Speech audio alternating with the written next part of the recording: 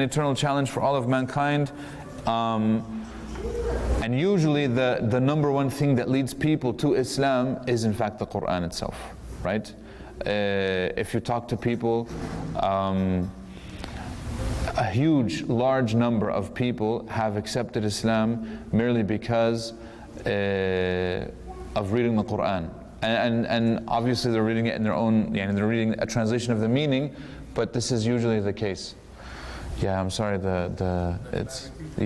so on the front there's like 2 rings, but one is the size, one is the, but you're gonna have to be careful because, yeah.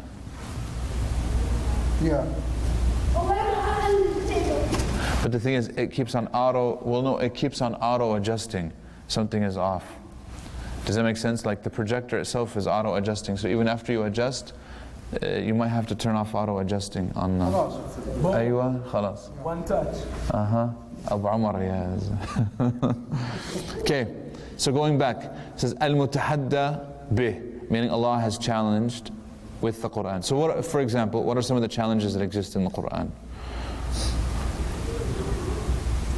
for humankind? What's the main challenge?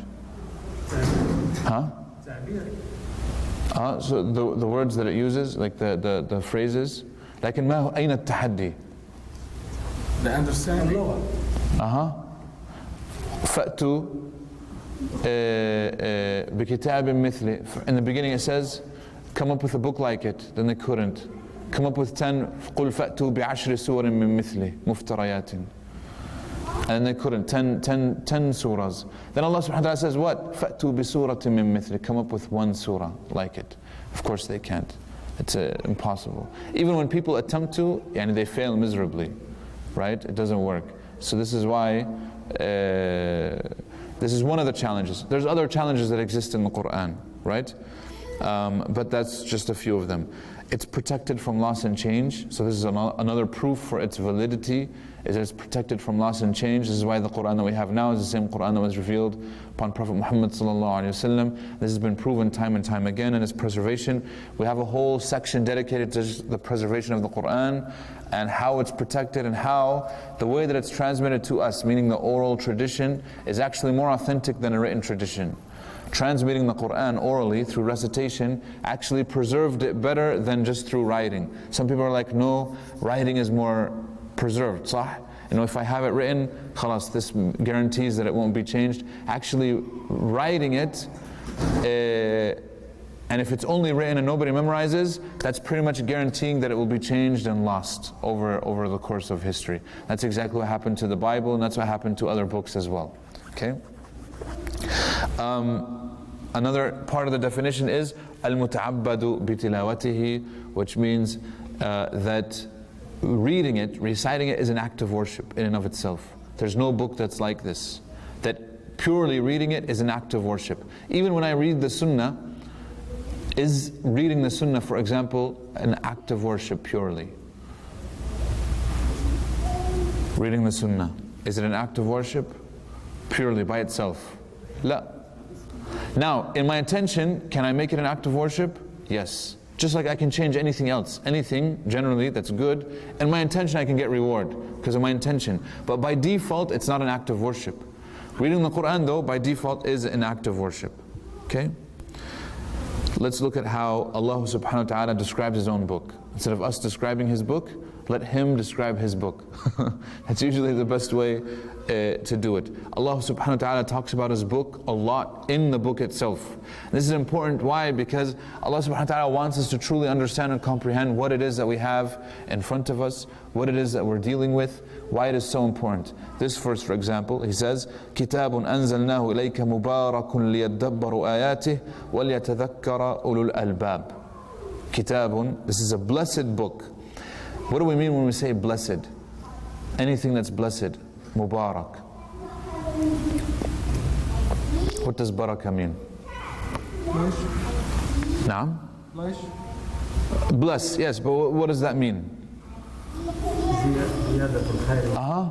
Very good. Az-ziyada, it means, from a linguistic point of view, az-ziyada fil khair means more in terms of the good that it gives. Now it's either more in the amount or more in the effectiveness. So here, with regards to the Quran, Mubarak, we know that it has a barakah, meaning a short surah contains how much meaning? A lot. You know, I remember when we went through Juz' Amma with our students, Surah Al-Kawthar, how many verses? 3. We spent 2 hours. You know what I mean? On just Surah Al-Kawthar. Why? Because of the depth of the meaning that it contains and how much barakah there is from just 3 verses. And it's amazing, these 3 verses, just as an example, from Surah Al-Kawthar, praise the Prophet ﷺ, exemplify how much Allah loves the Prophet ﷺ, His mercy to him, etc. You know, the high status that he has, etc. And it's only 3 verses, shortest surah in the Quran. We should love the surah. Now, of course, a lot of us love it because it's only 3 verses. We recite it a lot in salah, right? But I'm saying we should love it because of the depth of the meaning as well. Meaning, if a person recites it in salah, you get reward. So I don't want people to think that, oh, I shouldn't read Surah Al-Kawthar, for example, because it's short. Read it, but actually read it with the better intention that even though it's only 3 verses, there's so much good contained in these 3 surahs, 3 ayahs, 3 verses, that it's better than anything else that's human speech. Okay? And once we have this idea and this mentality, khalas, we understand now how there is so much barakah in it. Obviously, the barakah comes out from guiding people to Islam. The barakah comes from guiding people after they have already been Muslim to how they actually should live their life. You know, one verse can change a person's life. There are many Sahaba, even after they've been Muslim for a while, they heard a verse and it changed their life, even more so. Allah subhanahu wa ta'ala, for example, reveals in Surah Al-Hadid, أَلَمْ يَأْنِ لِلَّذِينَ آمَنُوا أَن تَخْشَعَ قُلُوبُهُمْ لِذِكْرِ اللَّهِ وَمَا نَزَلَ مِنَ الْحَقِّ. Isn't it time for the people who have believed, the ones who have believed, for their hearts now to have khushu' to Allah, to really be softened to the remembrance of Allah and so on and so forth. Meaning they're already believers, but Allah is inviting them to even do more. That's the idea. Here's another verse. وَهَذَا كِتَابٌ أَنزَلْنَاهُ مُبَارَكٌ فَاتَّبِعُوهُ وَاتَّقُوا لَعَلَّكُمْ تُرْحَمُونَ. And this is a book, obviously it's referring to the Quran, we have revealed, which is blessed, so follow it and fear Allah that you may receive mercy. Meaning one of the best ways to receive the mercy of Allah subhanahu wa ta'ala is by following the Quran, reciting it, understanding it. And obviously by reciting the Quran, understanding it, can we increase our fear of Allah subhanahu wa ta'ala. When we say the fear of Allah, we mean the consciousness, the awareness, the taqwa of Allah subhanahu wa ta'ala. إِنَّهُ لَقُرْآنٌ كَرِيمٌ. Allah says this. It's a noble Quran. But Kareem also means what? Kareem means honorable, right? Noble. But what also does it mean? It's generous, it gives. And people read the book and they find that it just keeps on giving them more and more and more. There are so many scholars who they read the book and then they read it again, and then each time they get more depth and meaning. Why is it that, this is a question that we can ask, and we can even propose it to even help some of our brothers that are new Muslims as well. Why is it that we recite the same surah, Surah Al-Fatiha, every day, day in, day out, day in, day out? Why can't I just change it up? Why do I have to keep on reciting the same surah?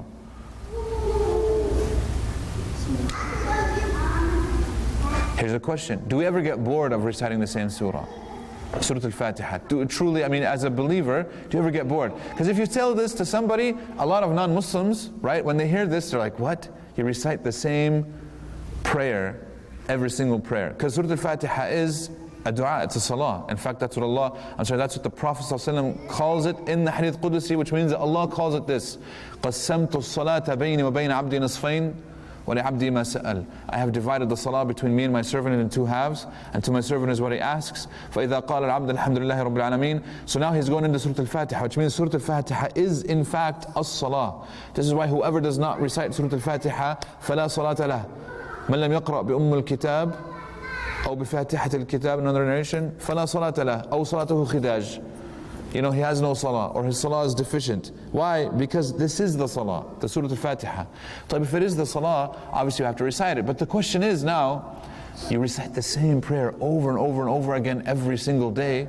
Would you get bored from this? Now if you ask any Muslim, do you get bored from reciting Surah Al-Fatiha every single salah?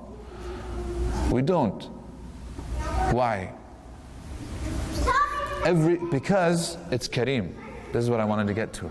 It keeps on giving. Every time you recite it, it reminds you of a new meaning, or of a meaning that you forgot, or of a meaning that's important, or you understand the greatness of what it contains and how important it is. Now, of course, this is assuming that we're cognizant, we're aware, we're thinking about it, which obviously all of us are guilty of, having moments when we're just reading and we just want to get it over with, and we're not truly contemplating and thinking. But if a person truly understands, he will realize that this surah contains really everything that he needs.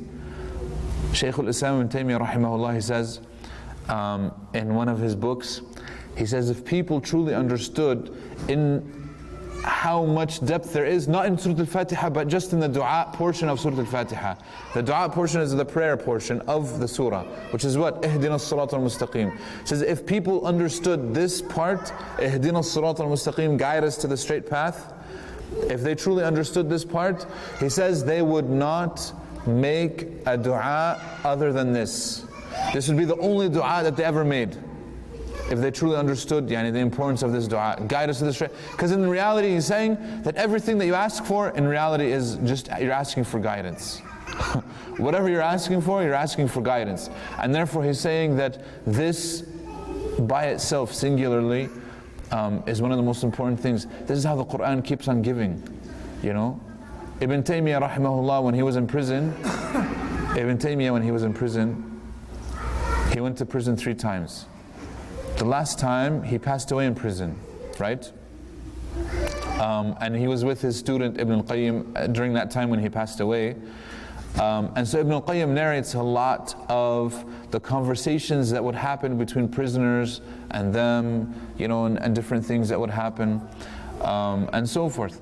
And so during that time when they were in prison, people asked him, they would ask him quick, because they knew that he was the sheikh. In fact, it was absurd that the jailers, the people that actually put him in prison, would come to him for fatwa still. Even though they're the ones who put him in jail, obviously they're just following orders, because it was the main sultan, Amir at the time, whatever, who put him in jail. And he put him in jail because of one of his fatwas, where he decreed that divorce is, even if the person says, I divorce you 100 times, in one setting, it just counts as one. So even if a person says, I divorce you 3 times, it doesn't count as 3 times. Even if he says that it only counts as once, right? And this was a change from some of the other, mainstream ones. Now, of course, why did the Amir at the time have an issue with this? Because it affected him personally. He wanted to divorce and he wanted to marry, etc. And he said, no, this is what I follow. He didn't like it. He told him to recant, change it. No, I didn't. Other people who were jealous didn't like it. Anyways, he goes to jail. And he dies in jail, rahimahullah ta'ala. They asked him, do you have any regrets? What's your number 1 regret now that you're in jail? You know what he said? My number 1 regret? He's a scholar. He wrote books, so many of them that it's very hard to keep up.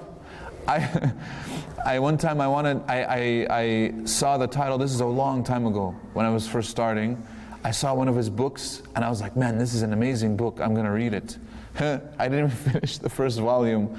It's called Ta'arud al-Aql wal-Naql. It's the impossibility of the contradiction between al-aql, which is sound intellect, and naql, which is transmission that we have from Allah and His Messenger. Meaning that they cannot contradict. And it's impossible for them to contradict. And he wrote a book, 10 volumes, to establish this point.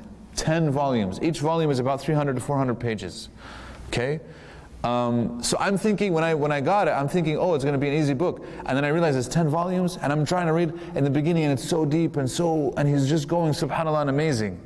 There's other people that tried to summarize it. Basically, his book, the summary of it is that he produces 40 different arguments to prove that sound intellect and the authentic Quran and the authentic, obviously the Quran is authentic, but I'm saying the Quran and the authentic Sunnah cannot and will not and do not contradict. Meaning cannot, from a logical point of view, establishes it. And then he says that they will not, meaning it's a guarantee, and that they in fact do not. And then he goes over every portion where people might assume that there's a contradiction, and in fact there isn't. Sound intellect, and of course, just when he establishes when people find contradictions between logic or intellect, in fact their intellect is deficient, and so he then debates the philosophers at their own game, and he shows how even the philosophers themselves don't even know their own philosophy. He's not a philosopher, and he completely destroys the philosophers' arguments. And then, so anyways, yani mashallah mutabahir, yani he is an ocean. This is why he's called Shaykh al-Islam, because he goes into so much depth. Even then, when he was in prison, they asked him a number of questions, and he was asked. So one of them, for example, why didn't you ever get married? Ibn Taymiyyah never got married. You know what he said when they asked him, why didn't you get married? Anybody know? He said, Naseet. He said, I forgot. And you think about this. He didn't say, oh, marriage is not for me, or I have no need for marriage, or marriage is recommended for other people, but for me, I'm above marriage. Because he knows marriage is a sunnah. And in fact, he gave many fatwa about marriage, all these things. But for him, he just says, I forgot. In the sense that if he was going to get married, it would have been because it's a sunnah and I'm going to do it to worship Allah subhanahu wa ta'ala, from that perspective.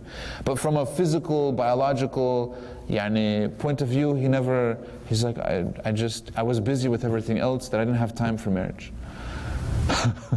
So this is him, rahimahullah ta'ala. When he is asked, what do you have regrets? Obviously it wasn't marriage. When they asked him, what do you regret? What is your regret? He said, my number one regret, nadami.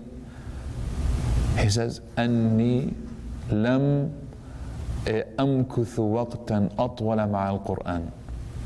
He says, my regret is that I did not spend more time with the Qur'an. ولم أتبحر فيه ولم أدرسه حق الدراسة. He says, I didn't study it as it should have been studied. Now imagine, this is a guy, subhanAllah, so one of my teachers, one of my mashayikh, he went through Fatawa ibn Taymiyyah, Majmu' al-Fatawa. Majmu' al-Fatawa, just so that you know, is 30 volumes. And then there's al-Mustadrak, which adds another 15. Okay, but the actual original is 30 volumes. Each volume is 400 pages. And you read that thing, and wallahi, sometimes 100 pages on one question, and sometimes questions take a page or two. But sometimes 100 pages on one question, he's answering it, because he wanted to answer it to the people. And so whatever he would send to the people, these are people that sent him fatwa, and so they gathered the fatwa, they collected them in the book, and we have it. Now it's 30 volumes.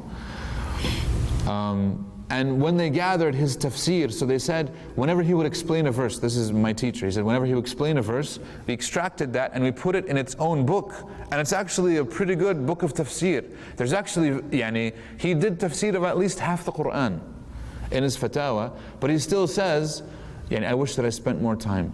Because he says, لا تنقضي عجائبه, and he goes on and he describes the Quran, and you can never get enough of the depth, you can't get enough of the meaning, you can't get enough of how much it gives you. Every time he says, every time I go and read it, I find new meanings. Especially someone like him, because he spent a lot of time with the Quran, with the sciences. He was a linguist, he was a philosopher, he was a debater, he was a faqih, he was a mufti, he was all these things.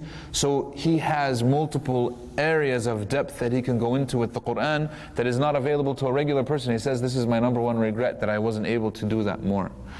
His muqaddimah, so Ibn Taymiyyah, and inshallah ta'ala we'll share bits and pieces of it. So this what we're doing now, portions of it have been taken from his muqaddimah, but then we'll have a section at the end that's dedicated to some of the major points that he makes in his muqaddimah. He has an introduction to tafseer that's very recommendable for everybody to read. It's only in Arabic, it's about 100 pages, which is just an introduction on how to understand the Quran. And it's available, everybody can read it, inshallah ta'ala. It's not too advanced, and it's actually available in English as well. But it helps kind of understand that depth that he was talking about. But that's just a side note, inshallah ta'ala. Here's another verse where Allah subhanahu wa ta'ala describes the Quran. He says, إِنَّ هَذَا الْقُرْآنَ يَهْدِي لِلَّتِي هِيَ أَقْوَمُ وَيُبَشِّرُ الْمُؤْمِنِينَ الَّذِينَ يَعْمَلُونَ الصَّالِحَاتِ أَنَّ لَهُمْ أَجْرًا كَبِيرًا. Indeed, so Allah subhanahu wa ta'ala describes the Quran. He says, indeed, this Quran guides. So here in this verse, he's saying that it's a guide to that which is most suitable. لِلَّتِي هِيَ أَقْوَمُ. Which means, can there be guidance in other than the Quran? Sure. I might be able to find good recommendation, in fact good advice in books other than the Quran, right? This is completely valid, alhamdulillah. This is completely valid. However, he says that the Quran guides to that which is best. And the guidance of the Quran, wallah, is always best. And if we understood the guidance of the Quran, wallah, will always be best. And this is why whenever we try to recommend things for people or give them advice, Quranic advice is the best advice. So that which is the most suitable gives them good tidings to the believers, وَيُبَشِّرُ الْمُؤْمِنِينَ, which means it gives them good news. It gives them good news of hayatan tayyiba fil hayat dunya, a good life in this dunya, in this life. And of course it gives them good news of Jannah. May Allah subhanahu wa ta'ala grant us all Jannah of paradise in the hereafter. Who are the believers? وَيُبَشِّرُ الْمُؤْمِنِينَ, they are the ones who do righteous deeds. And what's the good news? أَنَّ لَهُمْ أَجْرًا كَبِيرًا, for them is a big or a great reward. Right? That's the good news that it gives them. Obviously it's important because the verse says وَيُبَشِّرُ الْمُؤْمِنِينَ الَّذِينَ يَعْمَلُونَ الصَّالِحَاتِ. This is why الْعَمَلْ مَقْرُونَ بِالْإِيمَانِ. In that verse, he says it gives glad tidings to the mu'mineen, to the believers, the ones who do good deeds, which means that doing good deeds is integral with iman. We can't separate one or the other. They both go hand in hand. Allah subhanahu wa ta'ala describes the Quran in this verse. لو أنزلنا هذا القرآن على جبل لرأيته خاشعا متصدعا من خشية الله وتلك الأمثال نضربها للناس لعلهم يتفكرون. If we had sent down this Quran upon a mountain, you would have seen it humbled and coming apart from the fear of Allah. And these examples we present to the people that perhaps they will give thought. What would happen to the mountain if the Quran was revealed to a mountain? Khashi'an, khushu', it would have khushu'. So Allah says khashi'an. In this case, how would the mountain have khushu'? It would be humbled, it would be broken, it would be coming apart, it wouldn't be standing tall and proud and arrogant, but rather it would humble itself and perhaps even mutasaddi'an, he's saying it would have been broken. So what about the believer?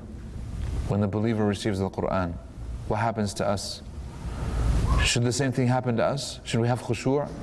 What does that look like? Obviously it doesn't mean that we're going to break or that we're going to humble or anything, and in the sense the humble physical humbleness, but it means that mental, spiritual humbleness. You understand what happens.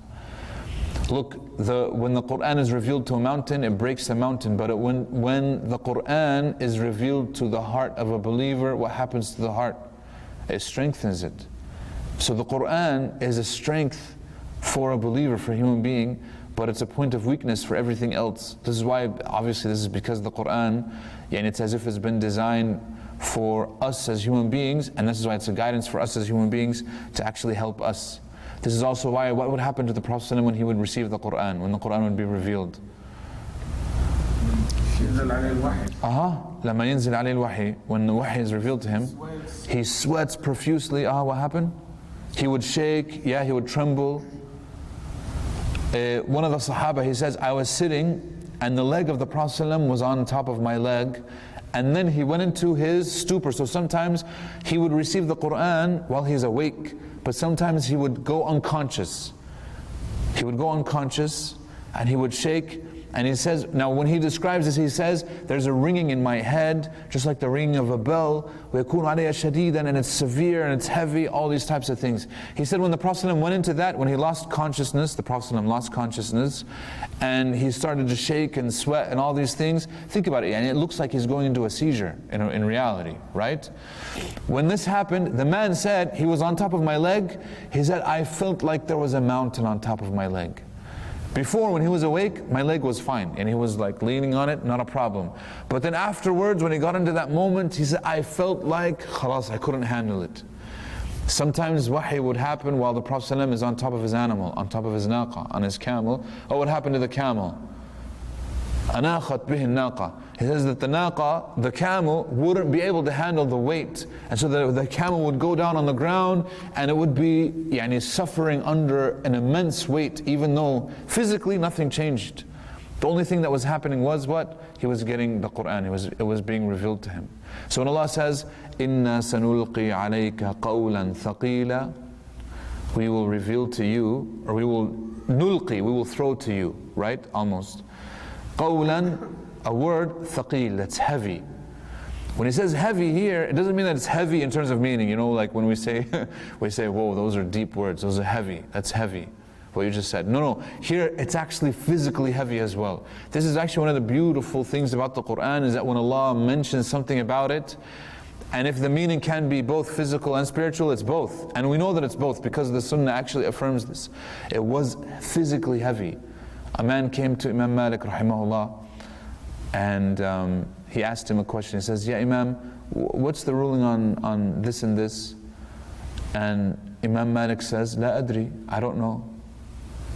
And the guy is like, "Ya Sheikh, I traveled for weeks and weeks and weeks to come and ask you this question, and we need it, and you're telling me that you don't know? This should be an easy thing for you. You're the big Imam, you're the big Sheikh, you know?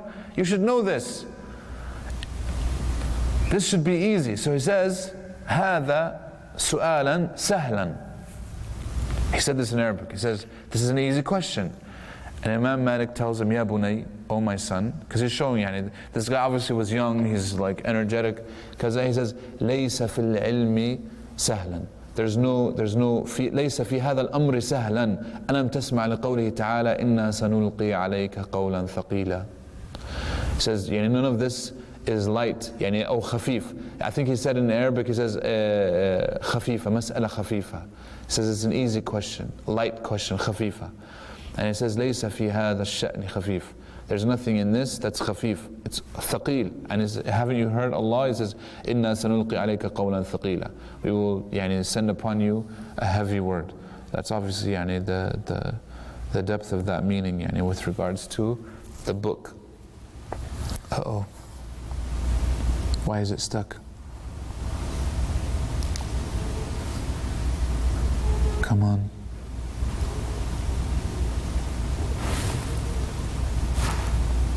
Here we go. Okay, another verse. وَأُوحِيَ إِلَيَّ هَذَا الْقُرْآنُ لِأُنذِرَكُمْ بِهِ وَمَنْ بَلَغَ. And this Quran was revealed to me. So this is something that the Prophet was commanded to say. This Quran was revealed to me that I may warn you thereby and whomever it reaches. Meaning it's a warning. A warning from what? From leading a bad lifestyle, from going astray, from disbelief, from not following the guidance of the Quran, etc. Okay? وَمَنْ بَلَغ, meaning whoever it reaches. Allah subhanahu wa ta'ala in another verse, He says, فَلَا تُطِعِ الْكَافِرِينَ وَجَاهِدْهُمْ بِهِ جِهَادًا كَبِيرًا. مَا هُوَ الْبِهِ? Says, لَا تُطِعِ الْكَافِرِينَ, do not obey the disbelievers and strive against them with it. So the verse actually says, with it. But here, we clarify, bihi means with it. But what's the it? It's actually the Quran. وَجَاهِدْهُمْ, so it says jihad. Make jihad with the Quran. This verse is revealed. This is revealed at the very end of the Meccan period. Before the Hijrah. So at the very end of the Meccan period, which means that jihad in the original sense, and actually in the not in the correct sense, but in the totality sense, jihad is always meant to happen with the Quran. Okay, the sword is just one way of doing jihad, but in fact, the sword is meant to help facilitate the propagation of the Quran, the book itself. It's just a tool. It's meant to help protect the Muslims, etc. It's a tool. It's not a means.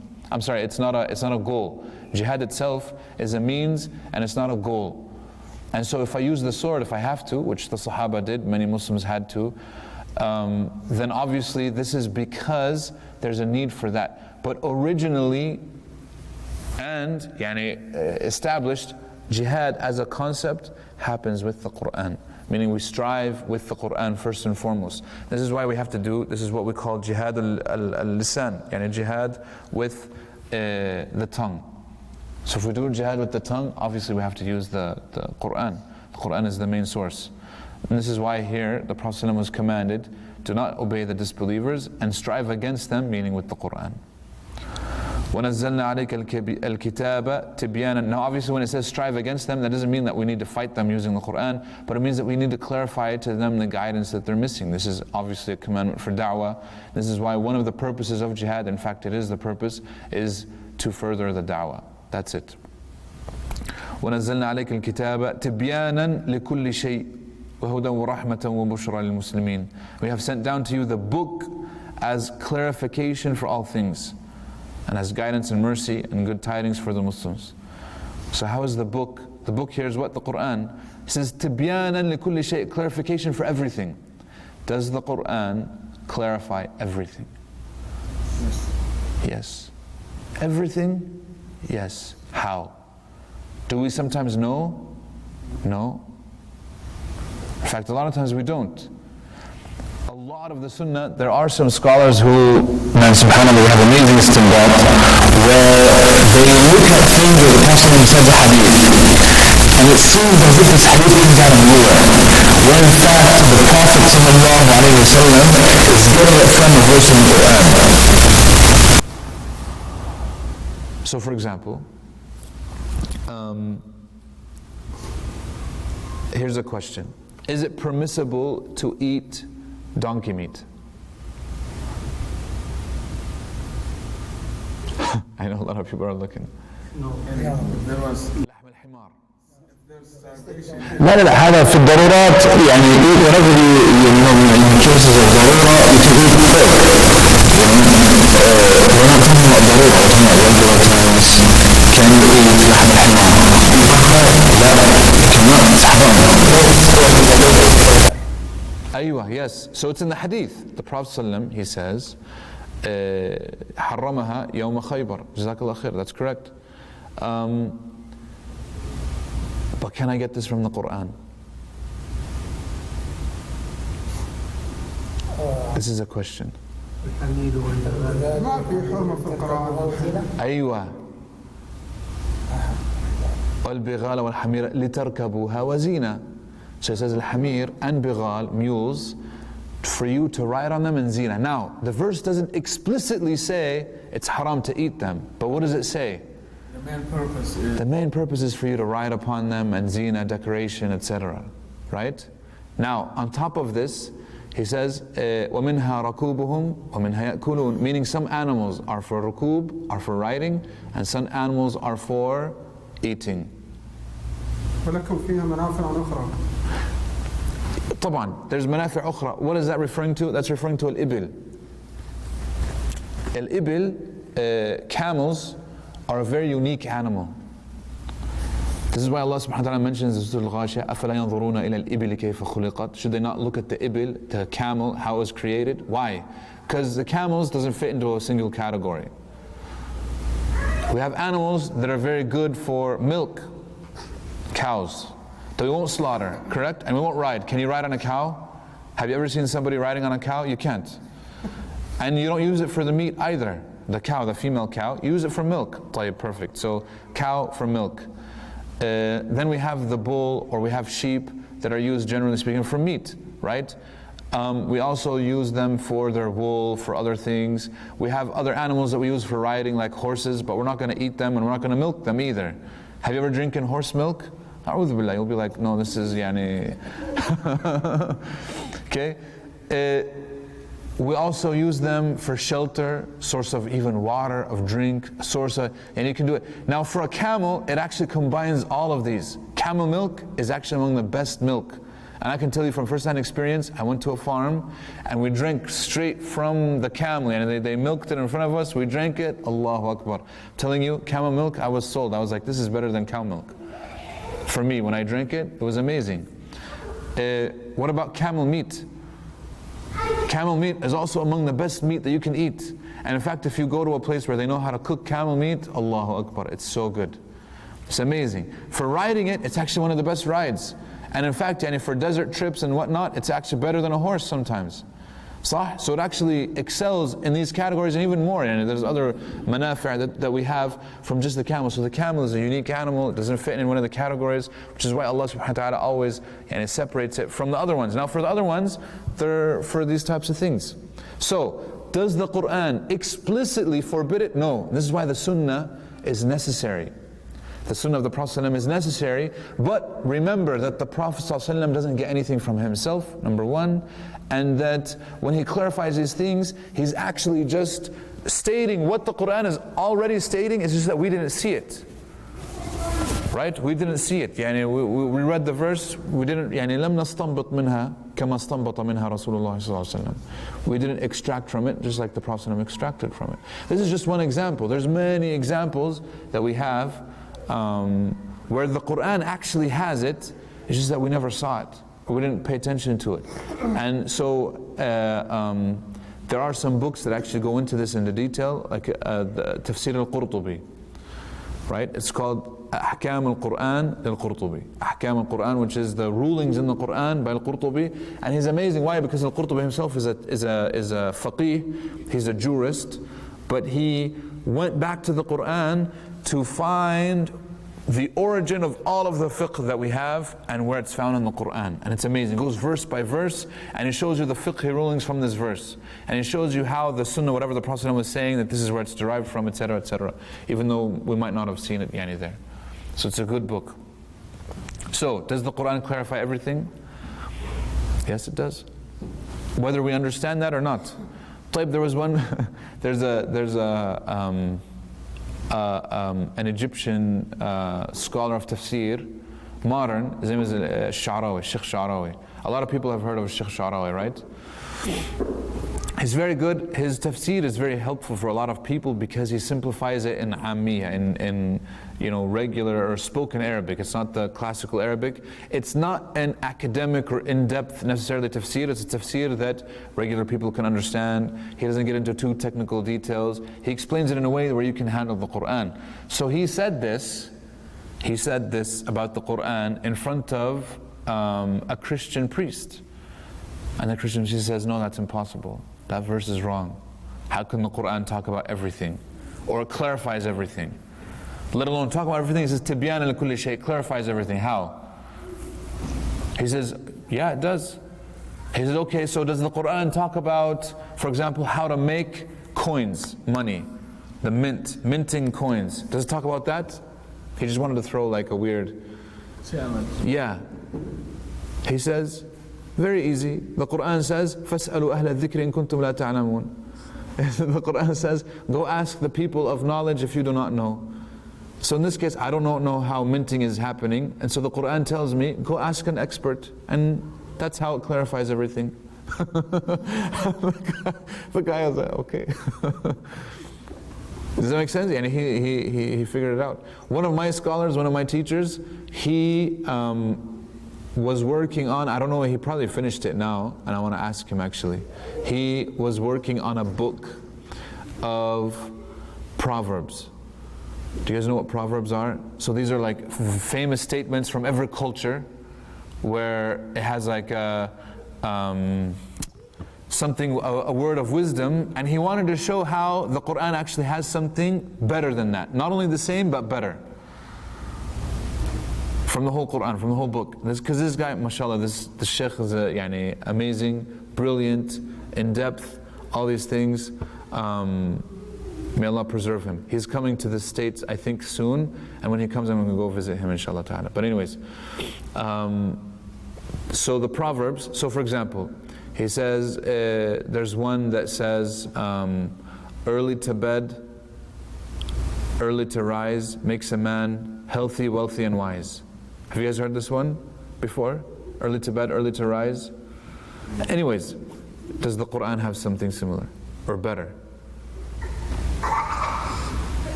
So obviously we can ask the question, not only the Quran, does Islam encourage this concept aslan already? Early to bed, early to rise. Yes. Obviously, do we follow this advice? Not a lot. A lot of us stay up late, and we stay up very late, and then we miss Fajr, and we're like, or we wake up and we can barely wake up. Or we wake up for Fajr and we go back to sleep.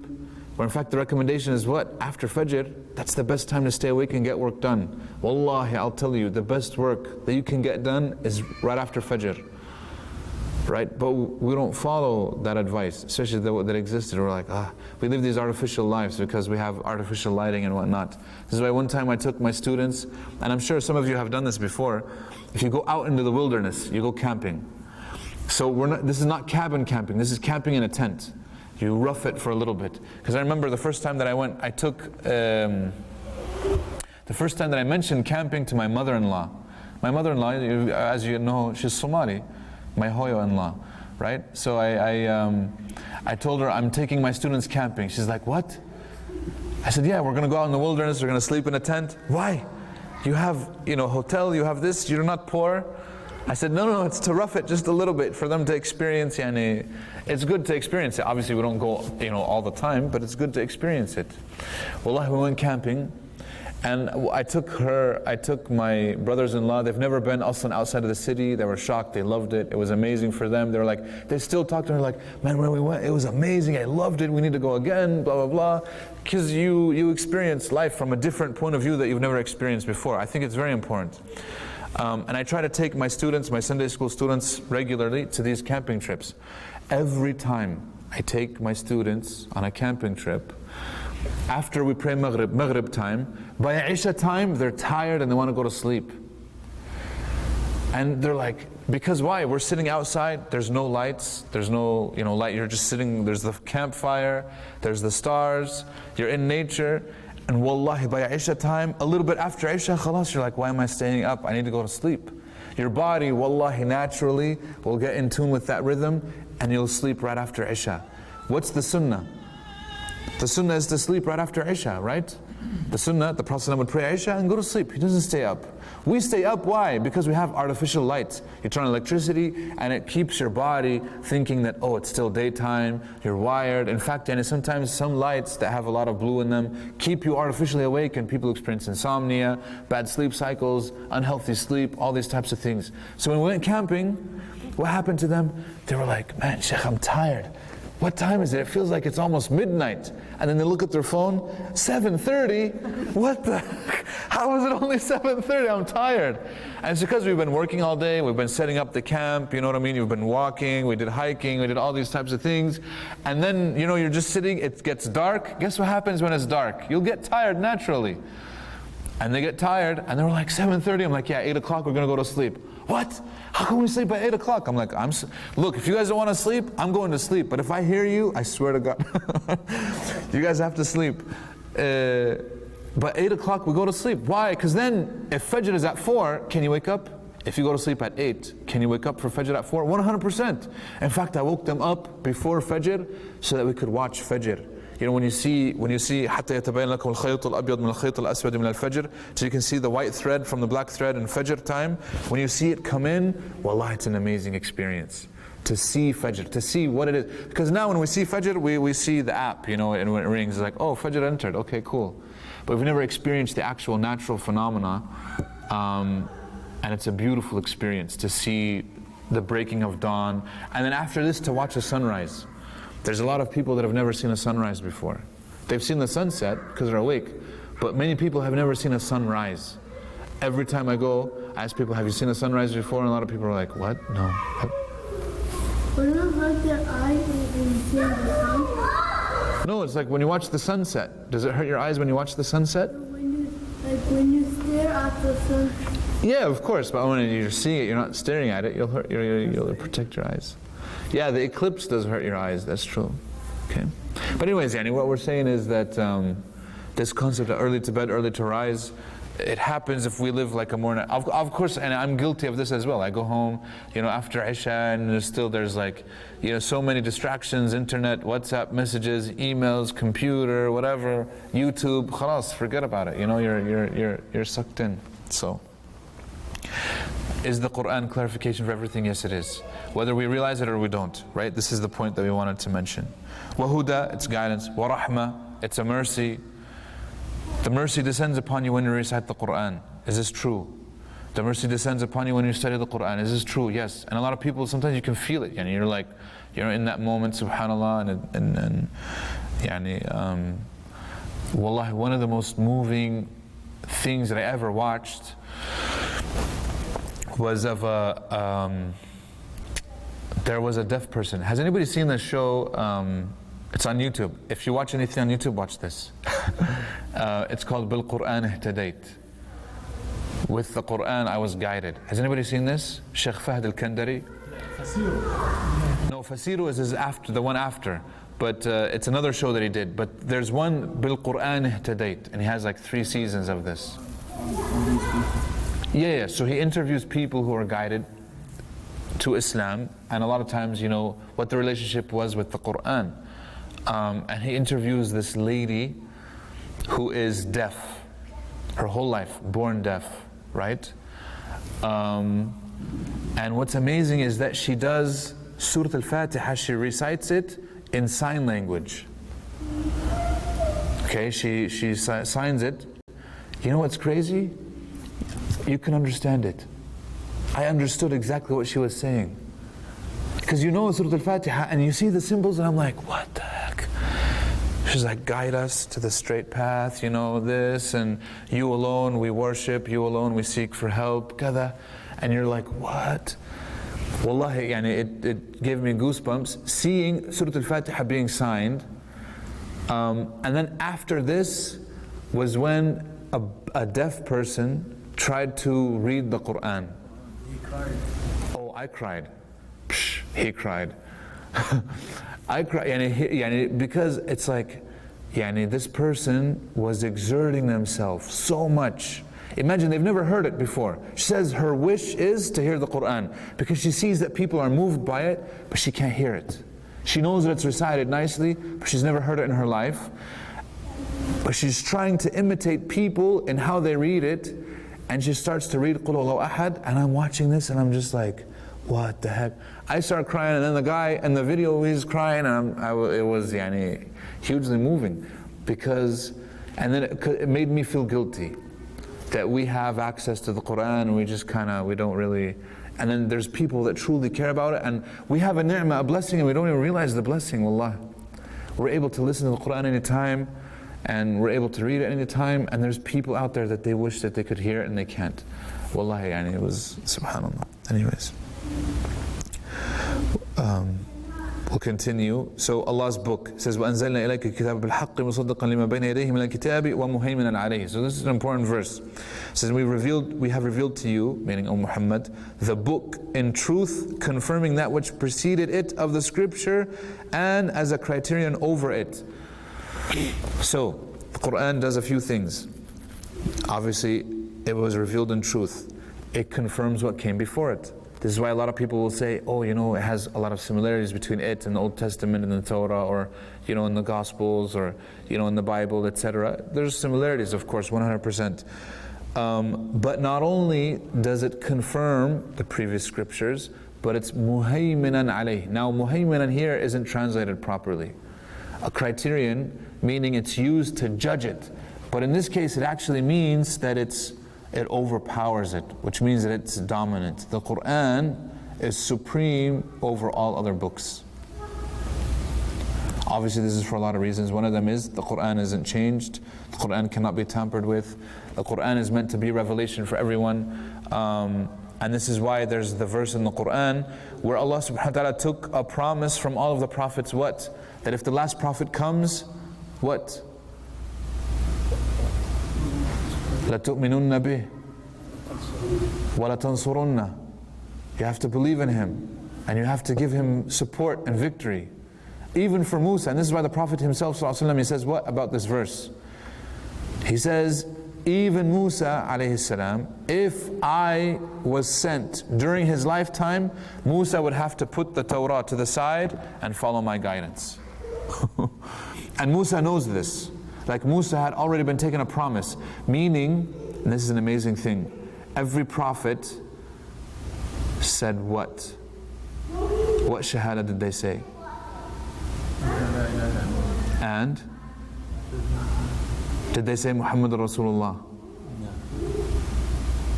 No, but according to this verse, did they say that?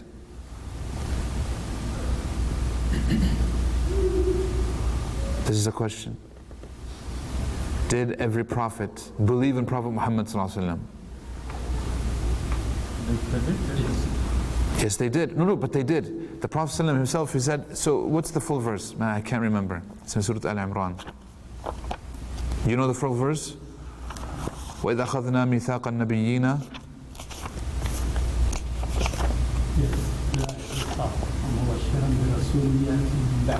من بعد اسمه أحمد. نعم. لكن لا، في الآية ما He says, وَإِذْ أَخَذْنَا مِيثَاقَ النَّبِيِّينَ مِنْ قَبْلُ. I'll look it up after we're done. He says, he took a promise upon every prophet. This is basically the meaning of the verse. Took a promise from every prophet. If the last prophet comes, لَتُؤْمِنُنَّ بِهِ, you have to believe in him. وَلَا تَنْصُرُنَّ, and you have to give him victory, you have to support him. And then Prophet Muhammad, did you find it? What verse, what number is it? It's like 130. وإذ أخذ الله ميثاق النبيين لما أتيتكم كتابا وحكمة ثم جاءكم رسول مصدق لما معكم لتؤمنن ولتنصرنه قال أقررتم وأخذتم على ذلكم إصري قالوا أقررنا قال فاشهدوا وأنا معكم من الشهداء. نعم. What verse, what number is this? This is 81. Oh, 81. In Al Imran. Yes. Tafseer Tabari. Yeah, no, I know. وَإِذْ أَخَذَ اللَّهُ مِيثَاقَ النَّبِيِّينَ لَمَا آتَيْتُكُم مِّن كِتَابٍ وَحِكْمَةٍ. So Allah took a promise. This is what it basically says. Allah took a promise from all of the prophets before. When I gave you the book and the hikmah, He says, ثُمَّ جَاءَكُمْ رَسُولٌ مُصَدِّقًا لِمَا مَعَكُمْ لَتُؤْمِنُنَّ بِهِ وَلَا تَنْصُرُنَّ. You have to believe in Him. So when the last messenger comes, you have to believe in Him and you have to give Him victory. قَالَ أَأَقْرَرْتُمْ أَخَذْتُمْ عَلَى ذَلِكُمْ إِصْرِي. He said, are you affirming this? Are you taking it with isri and you're holding on to this, grasping a hold of it? قَالُوا أَقْرَرْنَا. All of the prophets. قَالَ فَاشْهَدُوا وَأَنَا مَعَكُمْ مِنَ الشَّاهِدِينَ. They had to bear witness to this. فَاشْهَدُوا. What does this mean? They actually said, أَشْهَدُ أَنَّ مُحَمَّدًا رَسُولُ اللَّهِ. They testified that Muhammad ﷺ is the messenger of Allah. Which means that even the prophets, their shahada is the same as ours. They said, أَشْهَدُ أَنْ لَا إِلَهَ إِلَّا اللَّهُ وَأَشْهَدُ مُحَمَّدًا رَسُولُ اللَّهِ. Now obviously Muhammad wasn't sent at their times, but Allah is asking them, assuming He comes to you, you know what I mean, while you're alive, do you have to bear witness in Him? Do you have to follow Him? Yes, we do. This is why the Prophet ﷺ, he says in the correct hadith, he says, لا يسع موسى ابن عمران إلا أن يتبعني. He says, if I was sent during his lifetime, it would not be sufficient for him except to follow me. He would have to disregard the Torah, disregard everything else and follow my guidance. This is why when Isa ﷺ comes back, what guidance is he using? What guidance? He's using the Quran. Is he gonna deal with the Injil? No. Nothing. At all. He won't even, it won't even be brought up. Quran, and in fact he'll follow the Sunnah. The rulings that we already have from the Sunnah as well. And this is an important thing that we have to realize. So muhayminan alayh means that it's supreme, it's dominant over it. And this is why the guidance of Islam is dominant over all other guidance. Another verse. There's a lot of verses. I'm sorry, I didn't realize how many verses I put that describe the Quran, but this is a lot. And we're only on slide 8 of 34. So inshallah we'll continue next week. But ألف لام را كتاب أنزلناه إليك لتخرج الناس من الظلمات إلى النور بإذن ربهم إلى صراط العزيز الحميد. So ألف لام را, these are الحروف المقطعة in the Quran. A book, كتاب, obviously it means the Quran, which we have revealed to you that you might bring mankind out of darkness and into the light. So the Quran does that. It brings people from darkness to light by permission of their Lord. Meaning nobody's guided except with Allah's permission. إِلَى صِرَاطِ الْعَزِيزِ الْحَمِيدِ, to the path of the exalted in might and the one who is praiseworthy. Very good. When was it revealed? Can I go back? I'm just kidding. When was it revealed, the Quran? إِنَّا أَنزَلْنَاهُ فِي لَيْلَةِ الْقَدْرِ. It was revealed in Laylatul Qadr. Now it was revealed all of it in Laylatul Qadr? Yes and no? How? So some scholars have said this, that it was revealed to all of it إِلَى بَيْتِ الْعِزَّةِ فِي السَّمَاءِ الدُّنْيَا. They said there's a house of Izzah, house of honor in the As-Sama' Dunya, somewhere, we don't know where it is. All of it was there, and then Allah subhanahu wa ta'ala will tell Jibreel, take this part, take this part, take this part from there, and reveal it over the time period that we know. But the revelation definitely started. Some scholars don't say that. They say that there's not explicit proof for that necessarily, and they just say that the revelation was initiated in Laylatul Qadr in Ramadan, that year of what we call Amul Bi'tha, the year of where the Prophet ﷺ became a prophet. What night was it? No. The first Laylatul Qadr was the 21st. Laylat 21 Ramadan, that Laylatul Qadr. I don't know, did we ever have a discussion about Laylatul Qadr and we explain kind of these different things? There was this Ibn Hajar al-Asqalani, he writes in Fath al-Bari 40 different opinions for when Laylatul Qadr is. 40, right? 10 of them, it puts Laylatul Qadr outside of Ramadan. These are negated, we don't really follow them, but he's narrating them because these were said by some scholars before. But there's 30 different opinions of when it is in Ramadan. Obviously there's 30 nights, but the idea is that there's so much debate and proof and this and back and forth, etc. The most correct, according to Ibn Hajar and many others, is that it moves around in the last 10 nights of Ramadan. يتنقل من رمضان إلى رمضان. So some Ramadans it'll be the 21st, sometimes it'll be the 23rd, 25th, 27th, 29th. One scholar, there's a scholar in Kuwait, he followed the last, I want to say 20 Ramadans, and he found that there's a pattern.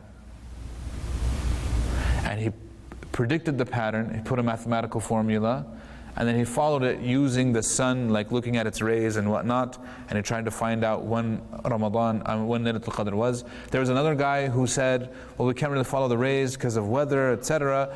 But his was, if the night of Jumu'ah was an odd night, then that would be Laylatul Qadr, and whatever it would fall on would be that one, right, for in the last 10 nights.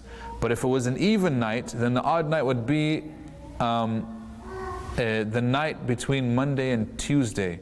Because Monday, now here's the thing, Monday is significant. Why? When the Prophet was asked about Monday, fasting Monday, what did he say? يوم ولدت فيه. What else? It was the day that he was born. It was on a Monday. What else happened on a Monday? I don't know if that one is mentioned. One of them is وَيَوْمَ بُعِثْتُ. It says, in the day that I became a prophet. But if the day that he became a prophet is Laylatul Qadr, that means Laylatul Qadr this time happened on a Monday, and it's the night of the Monday. And it says إذا كانت ليلة الاثنين ليلة فردية فهي ليلة القدر. Because the first Laylatul Qadr, and then when we backtrack, so if you find out, okay, it was a Monday, and we know that it was Ramadan, and it's in the last 10 nights, when they went back, so there's a scholar who did this, it's simple math, you can go back, and the Hijri date was the 21st. So that's how we know that the first Laylatul Qadr in Islam was actually the night of the 21st. Just a little side note on the research that's done on Laylatul Qadr. طيب. Where? Mecca, Ghar Hira, the cave of Hira. Very good. Who delivered it? Very good. Angel Jibreel. You guys are good. What's the first revelation? The first 5 verses of Surah Al-Alaq. There's another opinion. There's actually, and it's very authentic, by the way, that says that it's not these. Does anybody know what it is?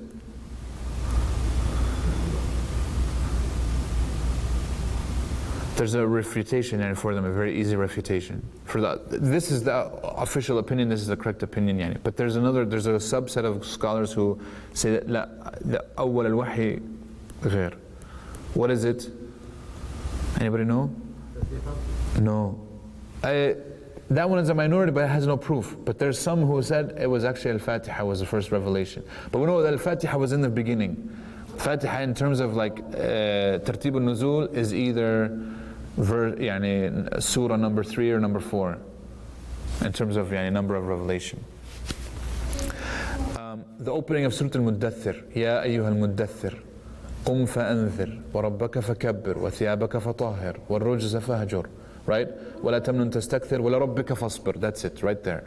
وَلَرَبِّكَ فَاصْبِرْ. These 7 verses of Surah Al-Muddathir are the first revelation. Now, they're both correct in a sense. How? One scholar, he said, نُبِّئَ بِآيَاتِ إِقْرَأ وَأُرْسِلَ بِآيَاتِ الْمُدَّثِّرِ. لأن هناك فرق بين التنبيه بين النبي والرسول. They said that there's a difference between a nabi and a rasul. There's a difference between a prophet and a messenger. So he became a prophet with the verses of Iqra, because now he received revelation, and he became a messenger with the verses of Surah Al-Muddathir, because Allah now commands him, you have to go and give the message.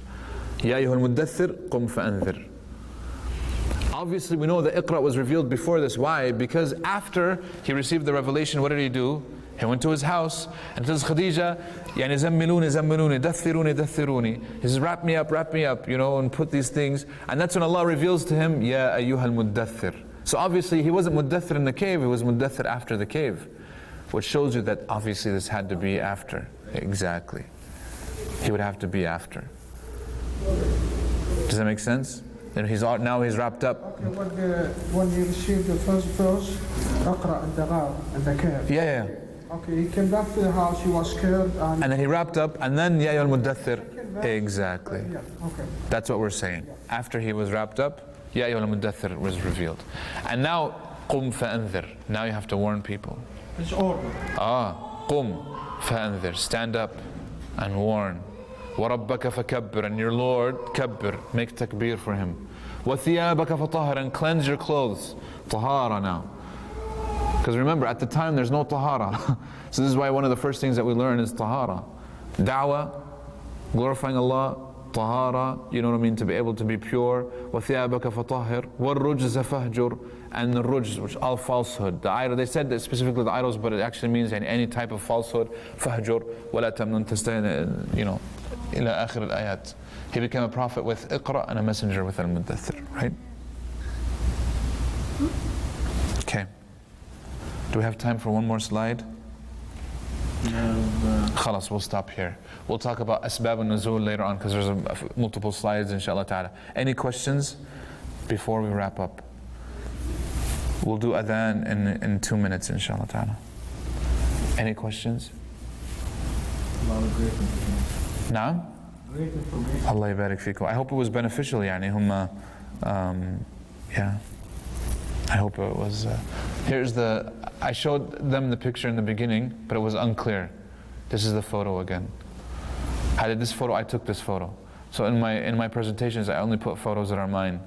But I took this using a film camera. This is not a digital camera. Yeah, it is. So this is on a road, like a small tiny road. There's a road nearby it's Highway 50. There's a sign that says, welcome to the loneliest highway in America. That means no cars. Nothing. And so you can see, do you see any cars? There's one car right over there. Bas, that's it. For the end of the road, and you're going, there's a sign that actually says, so I parked on the side of the road, I went out, I'm walking, you know what I mean, I took the photo, I'm looking, okay, pretty cool, and I go back to the car. There's nothing going on. There's a sign that says, it says no services for the next, however many miles. You see this sometimes you're driving on the highway, it'll say 20 miles, 30 miles, 40. No exits, yeah. This one says no services, gas, or anything, nothing, no exits for the next 120 miles. It was not this portion of the road. This portion, this area is a different area. But there was a portion where there's not a single exit, nothing for 120 miles. So I drove the 120 miles, and I counted 5 cars. I counted 5 cars coming from the other direction. That was it. Anyways, it was a nice experience, inshallah. Just wanted to share it with you guys. Barakallahu feekum, jazakumullah khairan. Subhanakallah wa hamdik, nashhadu an la ilaha illa anta, nastaghfiruka wa natubu ilayk. Jazakallah khair. Wa iyyakum, inshallah.